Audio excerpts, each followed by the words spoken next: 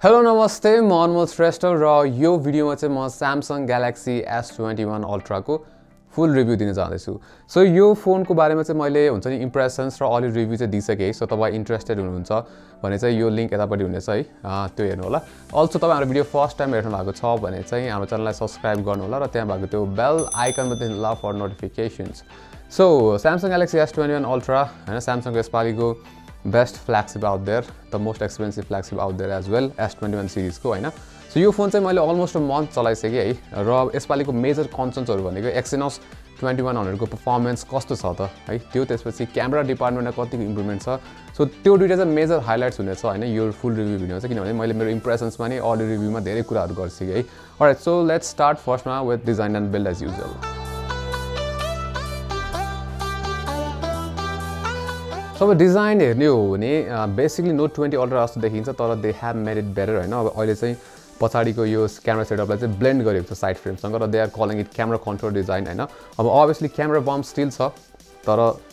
Looks much gorgeous पहिला भन्दा smoother as well. अब अगाडिपट्टि होल पन्च भइहाल्यो हैन, hole punch right in the middle र it is smallest as ever Samsung can make. त्यसपछि यसपालि नयाँ इम्प्रुभमेन्ट भनेको चाहिँ फिंगरप्रिन्ट सेन्सर जुन छ ultrasonic, it is 1.5 times bigger. त्यसपछि क्वालकमको सेन्सर युज गरिरहेको छ हैन। र अहिलेसम्म जति पनि मैले युज गरेँ सेन्सर हैन, फिंगरप्रिन्ट सेन्सर नै युज गर्छु अनलकको लागि। इट इज फास्ट, पहिला भन्दा धेरै फास्ट छ, कन्सिस्टेन्सी पनि इम्प्रुभ छ पहिला भन्दा है। अब फिंगर नट रिकग्नाइज हुने चाहिँ हुन्छ है, तर frequency it is much less के। So happy on that part as well. So build quality भनिहालेँ हैन, गोरा ग्लास भिक्टर्स पनि दिएको छ अगाडि पछाडि। सो मैले ड्रप पनि गरिसकेँ यो फोन एकचोटि हैन, तर there are no scratches anywhere है। So good sign, IP68 rating भइहाल्यो अघि नै भने। त्यसपछि यसपालि नयाँ चेन्ज के छ भन्दाखेरि no micro SD support. So तपाईँ प्रोज्युमर हुनुहुन्छ भने चाहिँ डेफिनेटली तपाईँ चाहिँ यो हुन्छ नि यो फिचर चाहिँ मिसिङ फिल हुन्छ के,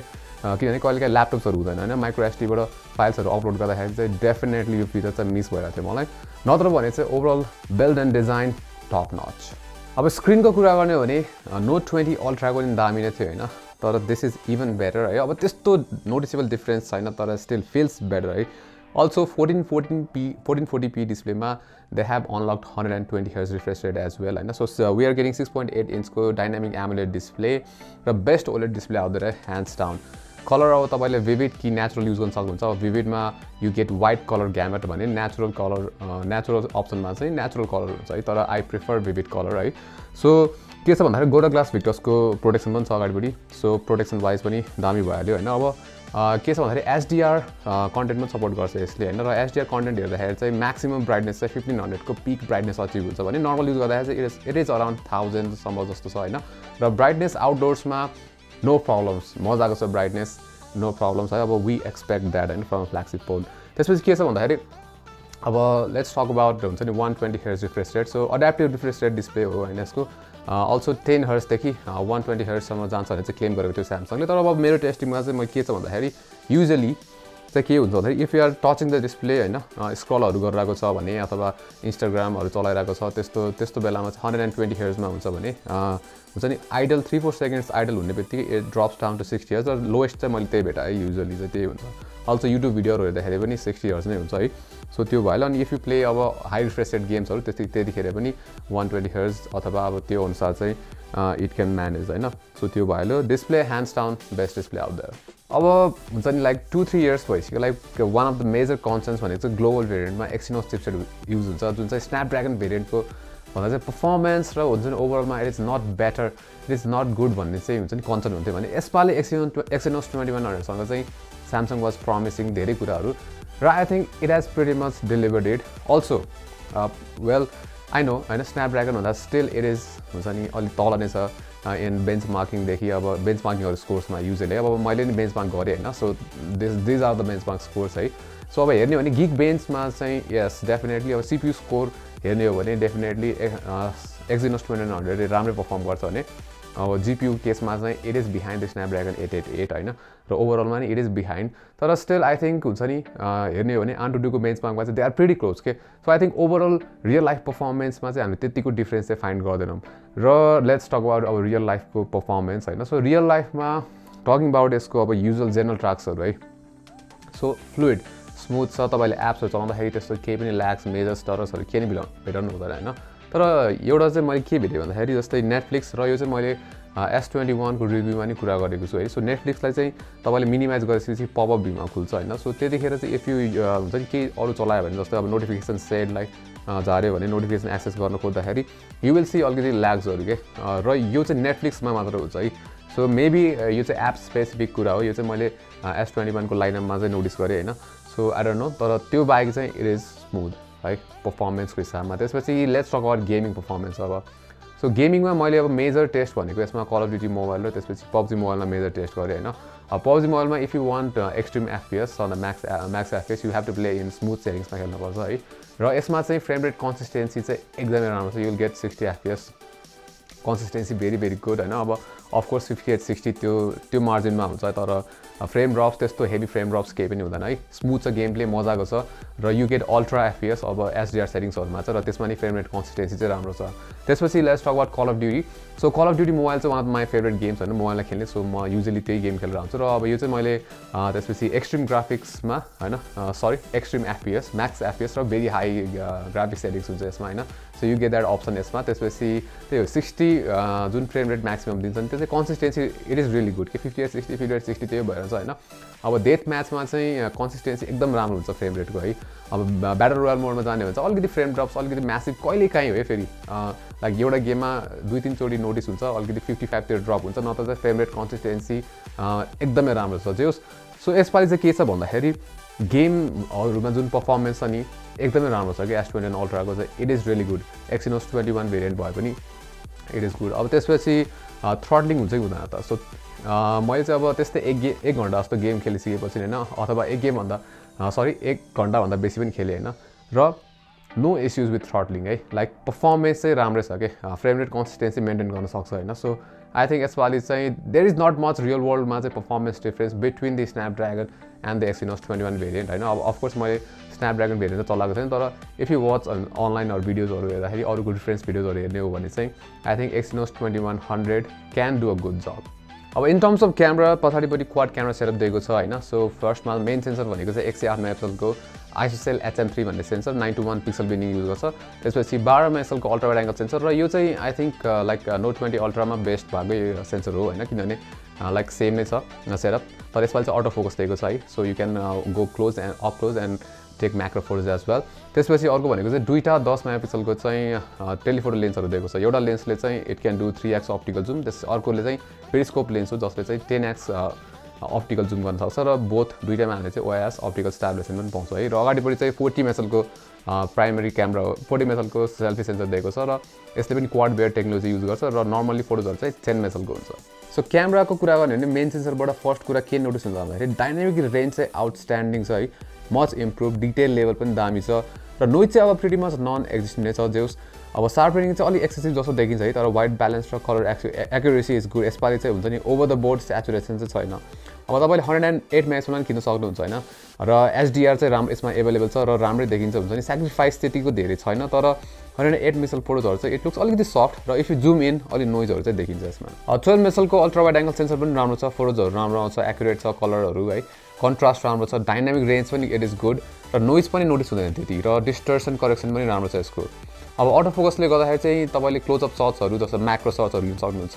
कलरफुल छ र डिटेल पनि मजाको देखिन्छ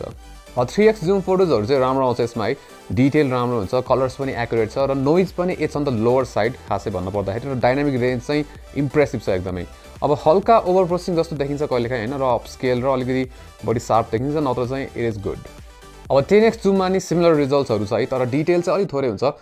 एभरेज भनौँ त्यसपछि डाइनामिक रेन्ज चाहिँ दामी नै छ अब कलरहरू पनि इट इज एक्युरेट र कन्ट्रास्ट रेसियो पनि इट इज गुड अब 3x 10x भन्दा बियोन्ड पनि जान मिल्छ अप टु 100x सम्म छ हैन अब 30x र 100x मा चाहिँ हुन्छ नि डिटेल्सहरू त्यति राम्रो हुँदैन र तपाईले राम्रो फोटो चाहिन्छ भने they are not that usable हैन तर स्टिल राम्रै हुन्छ हैन अब र वाट हेल्प्स हुन्छ नि 100x अथवा 30x मा किन्दाखेरि चाहिँ यो जुम लक भन्ने फिचर पनि दिएको छ यसपालि हैन त्यो किन्दाखेरि चाहिँ सब्जेक्टलाई चाहिँ लक गर्छ सो यसले चाहिँ धेरै नै हेल्प गर्छ अब यसपालि चाहिँ लाइभ फोकसलाई पोर्ट्रेट मोड भनेर रिनेम गरेको छ र दुईटा जुम लेभल दिएको छ हैन अब मेन चाहिँ के हुन्छ भन्दाखेरि 108 मेगापिक्सल सेन्सरबाट खिच्छ हैन र डिफल्टमा त्यसपछि क्रप इन गर्छ है सो यसले गर्दा चाहिँ के छ भन्दाखेरि सब्जेक्ट डिटेक्सन र सेपरेसन चाहिँ आउटस्ट्यान्डिङ छ इभन ब्याकग्राउन्ड ब्लर पनि इट लुक्स क्वाइट नेचुरल के सो जस्ट पोर्ट्रेट मोड पनि दामी नै छ अब कुरा गरौँ लो लाइट र नाइट मोडको। सो नर्मल मोडमा फोटोजहरू चाहिँ राम्रै आउँछ है लो लाइटमा,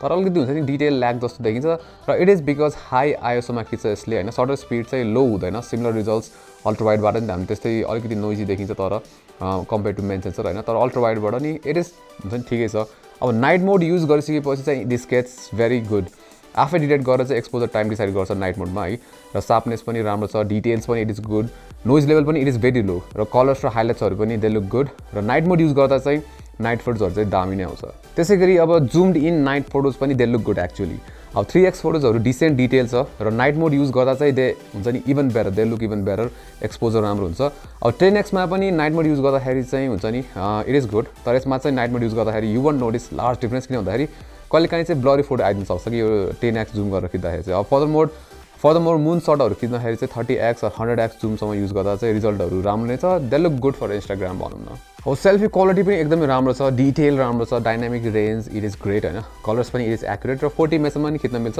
र हाइरेस फोटोजहरूमा चाहिँ डिटेल एकदमै राम्रो हुन्छ। अब सिमिलरली पोर्ट्रेट सेल्फिजहरू पनि it is incredible, background blur पनि कन्भिन्सिङ इनफ नै छ, त्योस इट इज गुड। अब भिडियोजहरू चाहिँ 8K 24 FPS खिच्न मिल्छ है, तर 8K चाहिँ इट इज नट क्वाइट अब हुन्छ नि नर्मल अहिलेको लागि, so let's not talk about it much. अब 4K 60 त्यसपछि 4K 30 होइन, 4K 60 चाहिँ तपाईँले सबै सेन्सरबाट खिच्न सक्नुहुन्छ है, र अब 4K 30 चाहिँ राम्रो छ अक्रस अल सेन्सर्सहरू, कलर कन्ट्रास्ट डिटेल र डाइनामिक रेन्ज पनि बवाल नै छ, जोस् भिडियो राम्रो छ। 4K 60 मा चाहिँ युज अलिकति डिटेल हल्का सफ्ट देखिन्छ,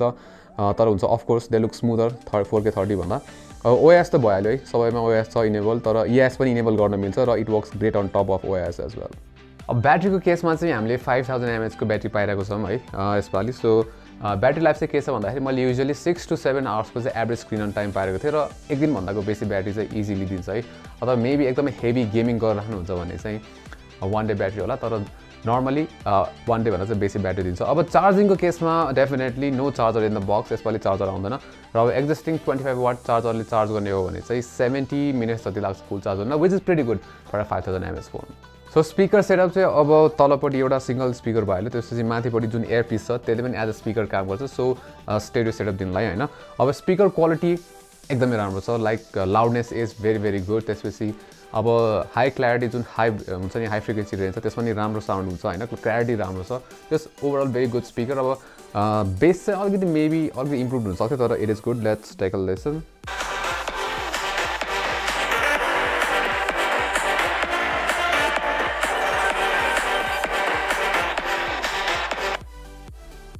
सो सफ्टवेयरमा चाहिँ वी आर गेटिङ एन्ड्रोइड 11 र One UI 3.1 भइहाल्यो होइन, र एक्सपिरियन्स मजाको छ, र personally I prefer One UI है, मलाई चाहिँ एकदम राम्रो लाग्छ One UI because I have been using it as a daily as well होइन, डेलीमा त्यही युज गर्छु। र यसपालि अब के चेन्जेसहरू छ भन्दाखेरि राइट स्वाइप गर्ने हो भने you get to go to Google feed which is very good होइन, आई थिङ्क वेलकम चेन्ज। त्यसपछि क्यामेरा युआईमा धेरै चेन्जेसहरू छ, लाइक स्पेसली सजिलो बनाएको छ, जस्तै अब भिडियो खिच्दाखेरि पनि रेजोल्युसन सेलेक्टर राम्रो छ होइन यसपालि। त्यसपछि यु गेट नयाँ फिचर्सहरू जस्तै सिङ्गल टेक, त्यसपछि डिरेक्टर्स भ्यू भन्ने नयाँ फिचर्सहरू पनि थपिदिएको छ, सिङ्गल टेक पनि इम्प्रुभ छ है, सो त्यो भइहाल्यो। त्यसपछि अर्को भनेको चाहिँ पहिला नोटिफिकेसन सेट तल पुल डाउन गर्ने बेलामा चाहिँ हाफ मात्रै कभर गर्छ, यसमा चाहिँ एन्टायर स्क्रिन चाहिँ हुन्छ, त्यसपछि it is transparent as well, र त्यसपछि क्विक टगल्स जुन सेटिङ्स छ त्यहाँ चाहिँ you can easily add plus बटनबाट होइन, सो त्यो नयाँ भयो। त्यसपछि इभन सेटिङ्स पेज पनि इम्प्रुभ छ, I think it is much easier हुन्छ नि अब फाइन्ड गर्नु चाहिँ कुन सेटिङ्सभित्र अरू कुन सब सेटिङ्सहरू छ भनेर, so just overall much improve पहिला भन्दा नि, र I do prefer One UI, experience is very very good.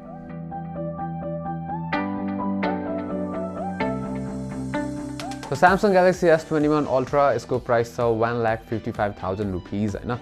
र for the price of course you are getting a lot, अब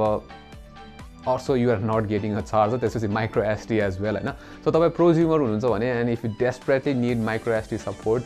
या यो फोन पिकअप गर्न चाहिँ मेबी अलिकति अप्ठ्यारो हुनसक्छ, तर अफकोर्स यु क्यान गेट, अब यो चाहिँ 256GB भेरिएन्ट बेसिक स्टोरेजमा आउँछ नेपालमा होइन, so I think 256GB is enough, तर micro SD support is important कसैलाई है, तर नत्र चाहिँ ओभरमा this phone is great actually. Even Exynos variant भए पनि यसपालि पर्फर्मेन्स इज गुड, त्यसपछि क्यामेरा सिस्टम दामी भइहाल्यो होइन, एभ्रिथिङ इज गुड के, सो